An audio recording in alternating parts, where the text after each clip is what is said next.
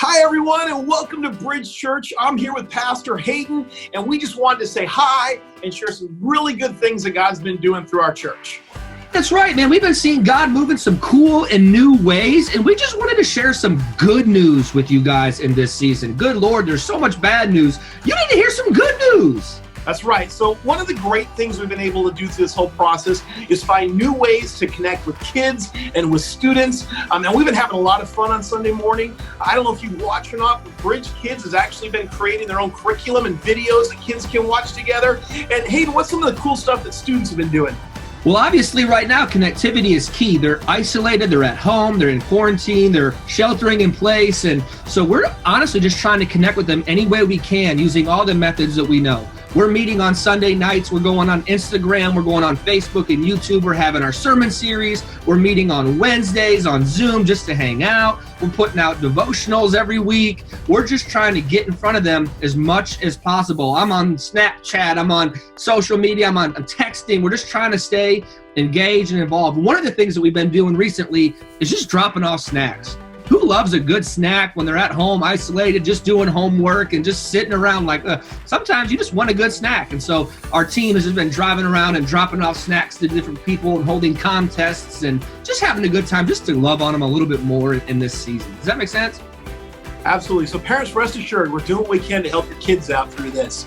Well, hey, we've been reaching out to some of our local outreach partners just to check in on them, see how they're doing, and seeing how we can help. And if you remember this past December, we did the great giveaway and we started a partnership with Breaking the Chains, and we were able to raise over $50,000. Thank you guys to help combat sex trafficking here in the Valley. And so we reached out and they shared with us some issues they were facing. And so we've been doing our best to help them through that. And here's some practical ways, even through this, that you can help out right now. If you've got maybe some extra craft supplies, some art supplies, maybe some educational resources, we would love it if you could actually donate that, bring it by the BridgeChurch, and then we'll make sure it gets to Breaking the Chains, and we'll help them out over there. So in fact, we're gonna go ahead and check out this video right now. So bring your donations in, and then after this video, we're gonna go straight to worship. Bridge Church, we are so incredibly grateful for your generosity that you have come through once again for our families. Here at Breaking the Chains, so many of our families are impacted by poverty. They're impacted by homelessness and, of course, human trafficking. And so right now, Bridge, you have become a critical lifeline for us. This food is going to help us to be able to provide meals for those families that are suffering right now because of COVID, that aren't able to make it to the community food bank or all the food giveaways here in Fresno. So today, we're really excited to be able to distribute these meals to our families. And in addition, we're asking for your assistance. For your assistance with continued financial support during this hard time where we don't know, we're in a time of uncertainty, how we're going to continue to provide the direct services we need into 2021 and beyond. We're also asking for help with critical care services that will help with utility support, rent payment. And during the time when our children are at home, we need to provide critical educational support. So we're asking you to help us with board games, educational tools and supplies, anything and everything that you can think of that could help our kiddos stay engaged, not only with their education, but stay engaged as a family.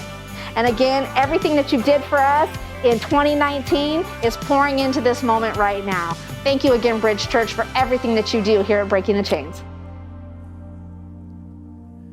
Well, hello, Bridge Church. We're so glad that you're with us today. Hey, wherever you find yourself today, I want to encourage you to sing, to lean in, to press in. God loves you. He is for you. So come on, let's worship Him today. Sing it out. God of the promise. God of the promise, God of the future, you see beginning and end. God of the rescue, God of the breakthrough, how great is your faithfulness. You're not done yet. No eye has ever seen, no ear has ever heard, no one could ever comprehend. Your word will be enough, your promise we will trust. Greater things are still ahead. You're not done yet. You're not done yet. Come on, sing it out. God in my seeking, God in my dreaming, you put a song in my soul. God in the working, God I'm believing, you do the impossible. You're not done yet. No eyes ever seen, no ears ever heard, no one could ever comprehend. Your word will be enough, your promise we will trust. Greater things are still ahead. You're not done yet. You're not done yet. You're not done yet. You're not done yet. Oh, you're up to something right now. You're doing a new thing right now. Oh God, let your glory come down. Don't hold back, don't hold back. Oh, you're up to something right now. You're doing a new thing right now. Oh God, let your glory come down. Don't hold back, don't hold back. Oh, you're moving mountains right now. You're breaking chains right now. Oh God, let your glory come down. Don't hold back, don't hold back. No eyes ever seen, no ears ever heard, no one could ever comprehend. Your word will be enough, your promise we will trust. Greater things are still ahead. You're not done yet. You're not done yet. You're not done yet. Greater things are still ahead. You're not done yet. Amen, church. God is not done. In fact, in Isaiah 43, it says that God is, in fact, up to something new. He tells us, look, don't you see what I'm doing here? I am, in fact, making a way where you see wilderness. I'm planting a river where you see wasteland. Friends, we can sit here right in the middle of this unprecedented season, and we can see wilderness. We can see wasteland when God says, hold up now. I am up to something new. Would you give your life to him? Would you renew your trust in him this morning, because he's the way maker? You are here, moving in our midst. I worship you. I worship you. You are here, working in this place. I worship you. I worship you. You are Waymaker, miracle worker, promise keeper, light in the darkness, my God, that is who you are. You are Waymaker, miracle worker, promise keeper, light in the darkness, my God, that is who you are. You are here, turning lives around. I worship you. I worship you. You are here, mending every heart. I worship you. I worship. Let's sing it out this morning. Even in our homes, you are Waymaker, miracle worker, promise keeper, light in the darkness, my God, that is who you are.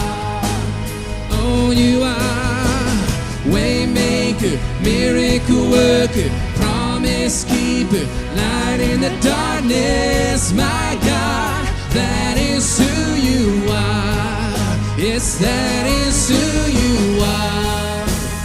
That is who you are.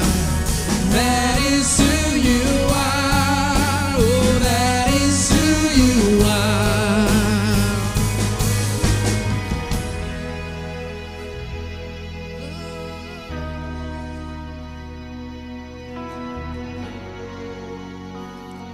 All right, church, we're going to declare this from our homes this morning. Even when I don't see it, you're working. Even when I don't feel it, you're working. You never stop working. You never stop working. Even when I don't feel it, you're working. Even when I don't feel it, you're working. You never stop working. You never stop working. Even when I don't see it, you're working. Even when I don't feel it, you're working. You never stop working. You never stop. Oh, you are waymaker, miracle worker, promise keeper, light in the darkness, my God, that is who you are. Oh, sing it again. Waymaker, waymaker, miracle worker, promise keeper, light in the darkness, my God, that is who you are. Oh, waymaker, Lord, waymaker, miracle worker, promise keeper, light in the darkness, my God, that is who you are. Oh, sing it one more time. Waymaker, miracle worker, promise keeper, light in the darkness, my God, that is who you are. That is who you are. That is who you are. Oh, that is who you are. That is who you are. Yes, Lord, that is who you are. That is who you are. That is who you are. That is who you are. Come on, sing it out in your home. Waymaker, let's declare it. Waymaker, miracle worker, promise keeper, light in the darkness, my God, that is who you are. Yes, Lord, you are. Waymaker, waymaker, miracle worker, promise keeper, light in the darkness, my God, that is who you are.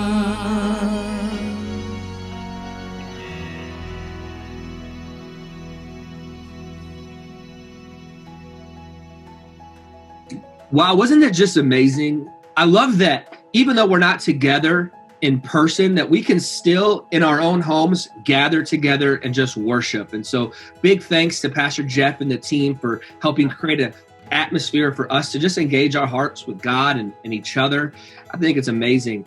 Hey, listen, the morning is just getting started. Pastor Andrew, the Big Eagle, has an amazing message for all of us to tune in and listen to. I want to encourage you, get your coffee, warm it up. It's going to be a phenomenal morning. But first, I want to share a cool story with you. Tony, what's the story about? Yeah, I just heard this one. I love it. So thankful for our church. There's a lady who hasn't been able to attend in over 5 years due to some health aspects. And we just followed up with her this week to see how things were going, and found out that she's been faithfully giving every month over this 5-year period, even though she's not able to attend, kind of like we're not able to attend right now, but for her own set of reasons. And when asked, she said it's because she knew that God was doing great things through our church, so she wanted to continue to give. I mean, that's a really cool story. I love that because it demonstrates so perfectly when someone says, I don't really see or feel the benefits of giving, but I know that God has instructed me to in his word. And so I'm going to do it because at the end of the day, it's not about me. It's about him. It's about his word. And so that's encouraging to hear. Absolutely. So whether you're feeling just an urgency right now to give, or you know you're faithful giving that you need to, we just want to encourage you, if you haven't switched to online giving yet, make sure you do that. You can go to bridgechurchfresno.com, or you can text Bridge Church Fresno to 77977. Once again, Bridge Church Fresno. And so we just try to make it easy to give digitally, especially during this time, so we can continue to impact our communities. Awesome. Well, hey, we're going to pass things over to Pastor Andrew now to continue in our series, Simply Jesus. But before we go, be sure to stick around afterwards for some more ways that you can get connected to what God's doing here at Bridge Church. Get ready.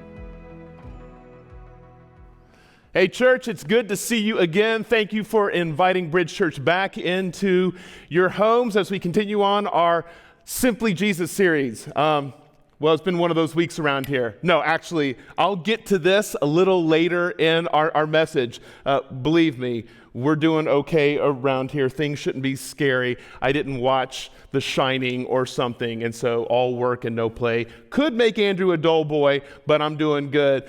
Thank you for those who are sending messages, emails, texts, both to me and the rest of the staff, because behind this camera, there's an incredible amount of people, our team, that is doing an amazing amount of work to make sure that we stay connected as a church. And so if you think of people on our team, from communications to creative arts to student ministry to children's ministry, if you think about them sometime this week, I really want to encourage you, take a moment, shoot them a text. If you don't have a number, send them an email. It's wildly encouraging because we don't get to see your smiling faces on a Sunday morning as we're moving through the plaza.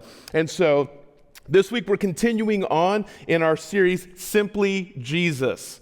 This is a time we're delving into the life and the ministry, and in particular this week, the very words of Jesus. And so last week we looked at what it looks like for us to answer the most pivotal question that Jesus asked his disciples and that we've got to answer personally, is who is he?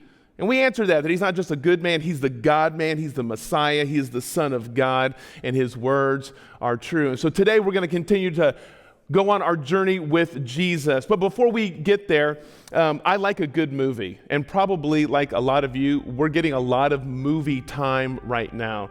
And one that I can think of when I was back in high school that made a significant impression on me started with a black monolith as it rotated through space, only to smash into the earth and then be surrounded by a bunch of club-wielding angry monkeys, at which time you are jettisoned into the future, in which you're on board a psychedelic space voyage along with a very angry computer named Hal.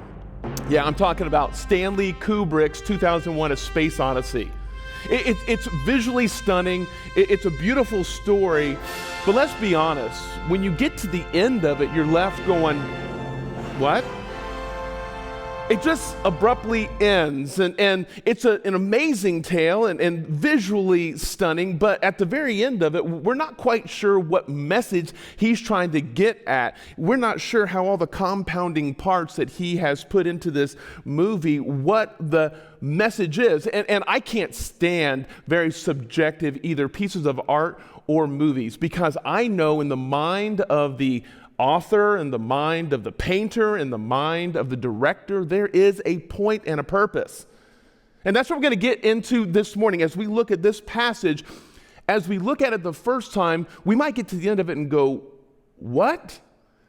But as we look through the lens of simply Jesus, we're going to understand what Jesus is saying in this passage. And so I want to invite you, if you've got a digital device or if you've got your Bible, would you meet me in the book of Matthew? We're going to be in Matthew chapter 5 this morning, verses 21 through 26. So Matthew chapter 5, verses 21 through 26. I'm going to go ahead and read for us now. Jesus is teaching on the Sermon on the Mount, and he says, "You have heard that it was said to our ancestors, 'Do not murder, and whoever murders will be subject to judgment.' But I tell you," and remember that phrase right there, "but I tell you, Everyone who is angry with his brother or sister will be subject to judgment. Whoever insults his brother or sister will be subject to the court. Whoever says, "You fool," will be subject to hellfire. So if you are offering your gift on the altar, and there you remember that your brother or sister has something against you, leave your gift there in front of the altar. First go and be reconciled with your brother or sister, and then come and offer your gift. Reach a settlement quickly with your adversary while you're on the way with him to the court, or your adversary will hand you over to the judge, and the judge to the officer, and you'll be thrown into prison. Truly I tell you, you will never get out of there until you have paid the last penny. And like I said before I started reading this is Jesus' most seminal teaching in the book of Matthew, and it's called the Sermon on the Mount. And it's a collection of messages in which the most notable phrase in the entire teachings in chapter 5 through 7 is Jesus saying, "But I tell you." And this is why this is important. Up to this point, prophets would appeal to the authority of God's word by saying, "You have heard it said," or "Thus saith the Lord." And then they would go about interpreting what the Torah and the rest of the Old Testament would say. That's what these prophets would do. They were appealing to a higher authority in the authority in which they taught. But what's interesting is what Jesus does, and it is consistent throughout chapters 5 through 7 of the book of Matthew. He says, "You have heard it said, but I tell you." No longer is this new prophet appealing to a higher authority. He is communicating now that the authority of what he is saying is coming directly from him. Again, validating that Jesus is not just some prophet like the old. He is the one that Moses spoke about, that one greater than him would come, who speaks the very words of God because he is the Word of God. And so as we have transitioned through this passage, like the Kubrick film 2001: A Space Odyssey that left us going, what? We're asking ourselves, well, what is Jesus saying? What is Jesus getting to? And what he's doing is he's weaving together for us in this passage the interconnectedness of loving God, anger, words, and reconciliation. And what he's moving us past is just the focus of our action to dealing with the condition of our hearts. He wants to pop the hood on our lives and get to the very engine that drives what we do. Not just looking at the actions that we all see or that we might be aware of, but getting to the very source by which our actions come from, and that's our heart. And there's no better place to start when it comes to the issues of our lives than dealing with anger. Anger is something that we all deal with. And Jesus brings this up in verse 22. I'll read it again. He says, "But I tell you, everyone who is angry with his brother or sister will be subject to judgment." Now, we've got to clarify something. We cannot say that anger in itself is bad, because it's not. It's part of the scope of our emotions in which God created, and what God has created is good. God has given us all the range of our emotions, including anger. And basically, we can't say it's bad either, because in 2 Samuel 24:1, we have an account where it says, "And the anger of the Lord burned against Israel." So God himself experiences anger. Even the Apostle Paul, writing the letter to the Ephesians, says in Ephesians chapter 4, verse 26, "Be angry and do not sin." There he's quoting Psalm 4:4. See, anger could be good and is good, because here's what we've got to realize. Anger drives us to action. We get angry about some degree of injustice we see in the world. Therefore, it is in response then to that anger in which we can do something good.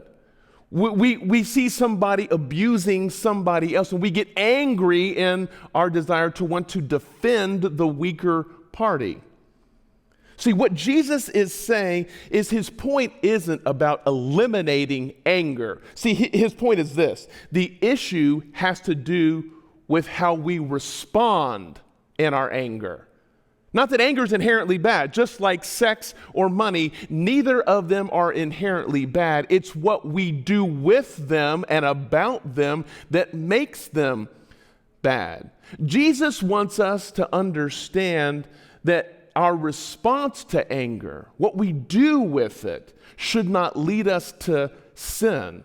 And he's saying that there's no greater evidence of some of the most wickedness of sin that's seen in our anger than by the words that come out of our mouth. We can all think of times and moments in frustration, in anger, that we said something that now we regret. Because what we realize regarding anger and our words is that our words can either bring hurt or healing. And Jesus conveys the weight of our words as we look at verse 21. We're going to back up for a second, then we're going to jump back into verse 22. Verse 21 says, "You have heard that it was said to our ancestors, 'Do not murder, and whoever murders will be subject to judgment.' But I tell you," there's that phraseology from Jesus. "You've heard it said, but now let me correctly interpret for you." He's not negating the law. He's not dismissing what the Old Testament says. He is just, one, properly interpreting it, and two, giving it the authority that only he can give it. He says, "But I tell you, whoever insults his brother or sister will be subject to the court. Whoever says, 'You fool,' will be subject to hellfire." My second year of college, summer was coming up, and I don't know, maybe like you may have not had the most stellar summer jobs when you were in college, because when we're done with a year, we're just looking to make some money in the summer. And so I was newly married, summer was coming, I needed some sort of job that I could just jump into. And one of my good friends at college at the time, he was working for a tree company. So I was like, sweet, in the summer, I'm going to go and I'm going to be a lumberjack and I'm going to be swinging an axe. I'm going to be cutting down trees and it's going to be like the manliest thing ever. And that wasn't necessarily what happened. I got hired by the tree company, but my job basically was to pick up all the things as they were topping the tree and shove them into the scariest machine ever created by a human being, which is a wood chipper.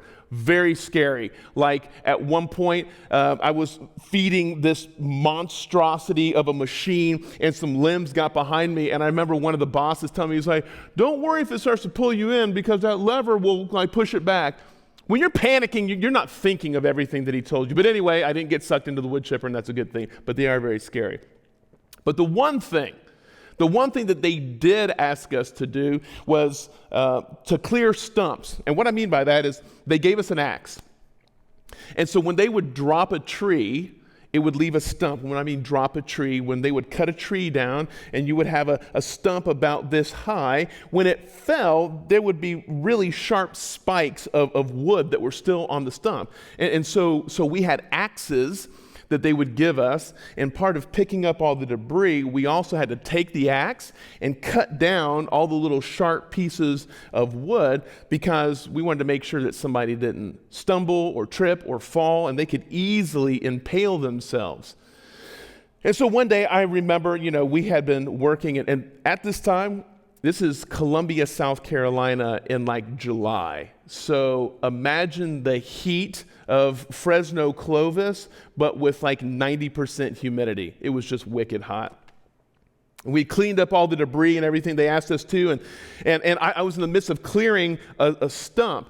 Well, while I was clearing the stump right here, the guys who owned the company were topping a pine tree that was about 40, 50 feet tall to the right of me. And they were ready to drop it. And so they told us, like, hey, scoot back, we're going to drop the tree. And so I took my axe and I just put it into the stump and proceeded to stand back. And so as we moved back about a good 40 feet from where they were going to drop the tree. And we're just waiting. And so it's my good buddy, and he's about 5 feet away from me. And I'm standing here. And there's a couple other college students who were just grunts, and we're waiting for them to drop this tree in order for us to get back to work. And all of a sudden you hear the chainsaw going, you hear that crack, crack, crack. And as the tree is coming down, we hear this like boom. And right as it hits, I hear this whoosh. And I look at my buddy to the right. I was like, did you hear that? He's like, yeah, what was that? I was like, I have no idea. But I mean, it was a very distinct like whoosh, like something had just flown. And so they had cleared us, and we started to go up and start to look at all the debris that we needed to pick up. And as I'm walking up to the stump where I had put my axe, all I found was the handle. Well, then we realized what had happened is when I had put the axe head into the stump and the tree had come down, it had hit the back of the axe and catapulted the axe head at some crazy rate of speed, which had passed in between me and my friend. It's a term, actually, that we're all familiar with. It's an old logging term called flying off the handle. In logging, back before chainsaws, it was important that the axe heads were securely fashioned, because in the same way that I could clear a stump and provide protection, an axe head that was flying could cause death.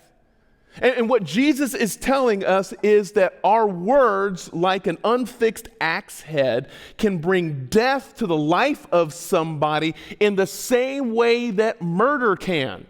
It's just as damaging, it's just as hurtful. So much so that there was a term by rabbis, Jewish teachers of the time, and it was called Lashon Hara in Hebrew, which meant the evil tongue. And they equated and associated Lashon Hara, the evil tongue, on the same level as murder. And why is that? It's because murder is final. No one can undo it, even if they didn't mean it, even if it was manslaughter, even if it was accidental. What's done is done. It is final. It is finished. And the same is true with words. We might say something in anger, and we may feel later that we didn't mean it, but we can never take those words back. And Jesus is making us aware at the way in which we wield our words, and that our words can either bring healing or hurt. Like we've all been in seasons where we have been experiencing something difficult, and we've had that friend or that parent or that relative say just the right thing at the right time. And you couldn't have asked them to say it. You didn't even realize you needed to hear it at that moment. But it was the very salve for your soul that brought a moment of healing. It felt as though God was speaking right through them for you. And conversely, we've all had that person say that thing that you still remember to this day. It may have been in an argument. It may have been in a fight. It may have been deliberate. It may have been said with such regularity that it's seeped into the very fabric of who you believe your identity is. And you have spent so many days and months and years of your life trying to prove them wrong because they've spoken those words to you or over you. What we're looking at and what Jesus is dealing with is the power and the significance of our words. And Christians, because this is why we're looking at Simply Jesus, we've got to remember our words matter. The Old Testament says that life and death are in the power of the tongue. What we say matters. How we say it matters. Now, look, I'm not just preaching to you, I'm preaching to myself.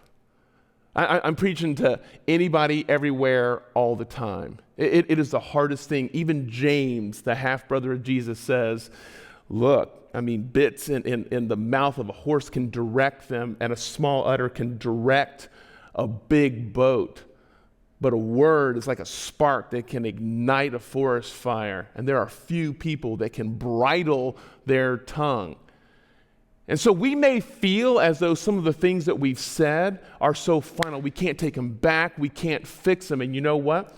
We do not possess the resurrection power of Jesus. But he does, and he has given us the power of restoration through the process of reconciliation. And this is where Jesus takes us next. Going on in chapter 5, now verse 23 and 24, he says this.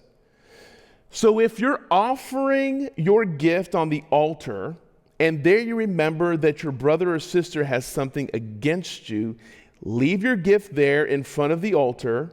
First go and be reconciled with your brother or sister, and then come and offer your gift. This is where Jesus is bringing it home. This is where these otherwise disconnected parts begin to form the whole of a picture of which Jesus is going to bring the what into clarity for us. And so a little background.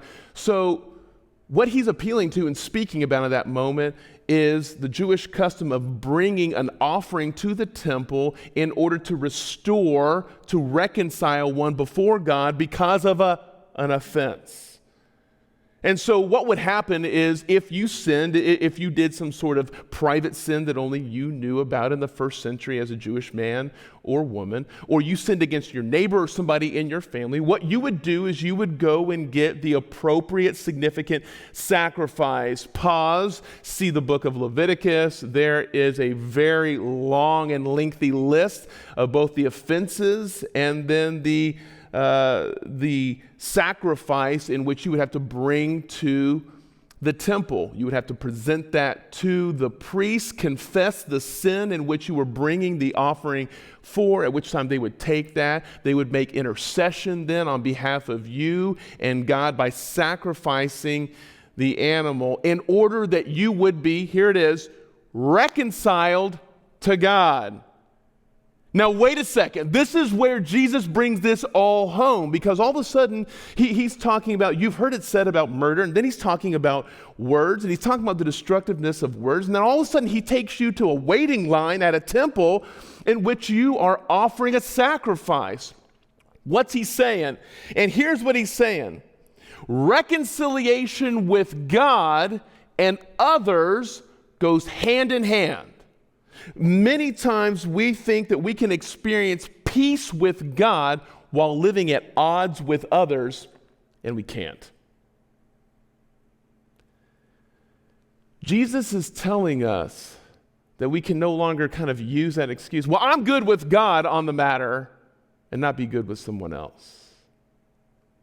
See, what we realize is that reconciliation now by Jesus is not just vertical, it's also horizontal. That's why when Jesus was asked, what's the most important command? He says, love God and others. And many times we over-personalize our faith about it just being me and Jesus. I believe in Jesus, therefore I'm going to heaven right now, and it's all about me knowing right. It's not about me necessarily doing right or necessarily saying right, and I can say whatever I want to and spout out my opinion about anybody that I'd like to. I can live at odds with somebody as long as I'm good with God. And Jesus is going, no. No, you've been told, and maybe you have some bad Hebrew teachers. He's telling this crowd that is pressing in to hear from this amazing teacher. He's like, no, you can't live at odds with your brother. You can't live at odds with people and then just go get it right with God. They go hand in hand. They're not mutually exclusive. See, God made it right with us through Jesus that we can make it right with others. Stanley Kubrick in his 2001 A Space Odyssey leaves us wondering what in the world his point was. Well, in 1963, he did an interview in which he conveyed what his point was. And really, what it was a multi-million-dollar metaphor. And so in his own words, this is what Stanley Kubrick says about 2001 A Space Odyssey. He says the whole idea of God is absurd. If anything, 2001 shows that what some people call God is simply an acceptable term for their ignorance. What they don't understand, they call God.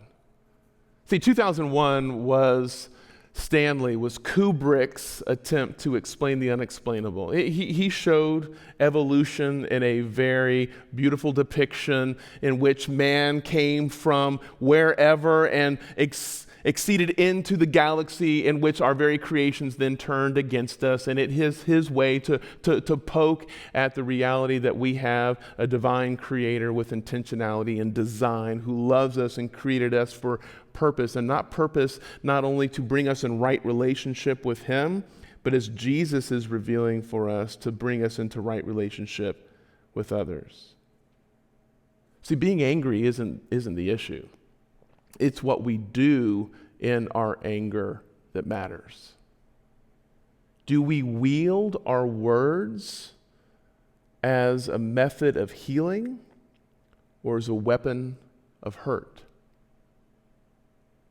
Here's what's beautiful about Jesus. He doesn't leave us in a disparaging moment of feeling there's nothing we can do with something we've done wrong. He gives us this beautiful option of reconciliation.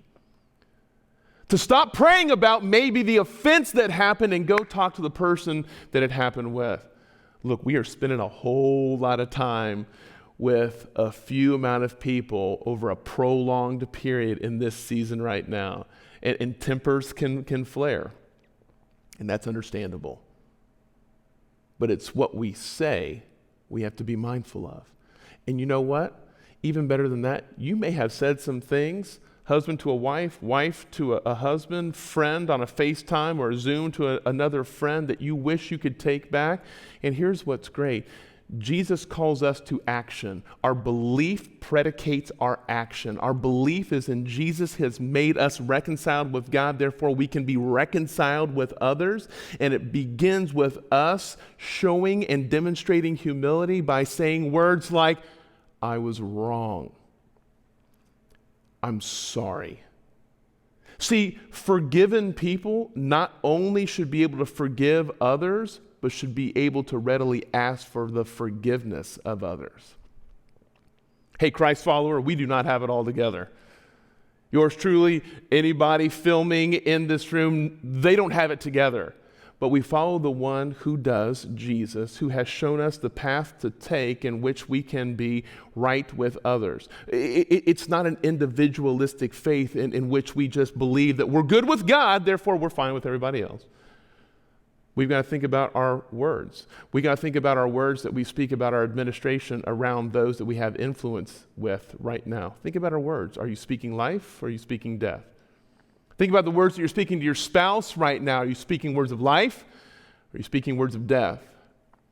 Think about those neighbors that you see now that you're actually out walking and we've gone outside.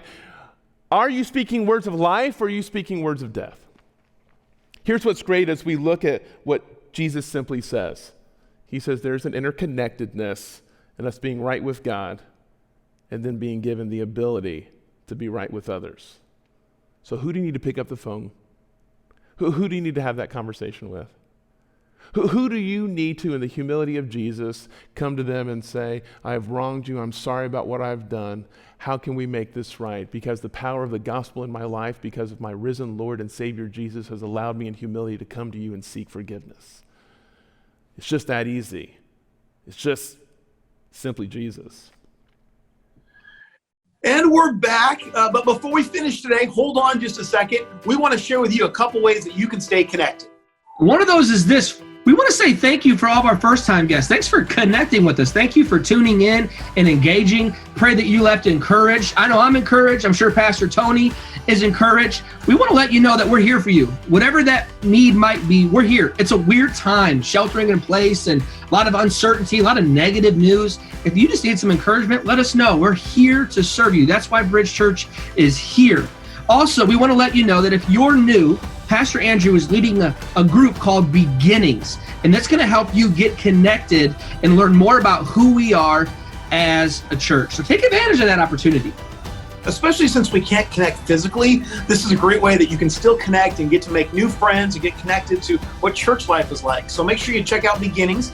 In the description of this video, whether you're watching on Facebook or YouTube, you'll see several links. One of those being for that beginning group. So make sure you click on there and find out more information. You'll also see on there links for our prayer wall, our list a need, meet a need. There's a coronavirus update link. And then there's our brand new online Connect card. And so if you'd like to get connected to what's going on and find out more information, make sure you click on there as well. Cool. So whether you're new or not, these pages are great ways just to support each other. We need each other right now. We're not supposed to be doing this alone. So we want to encourage you to check those links out before you tune out. That's what we want to say. Hey, thanks again for joining us today for church. We'll see you guys next time. Bye, guys.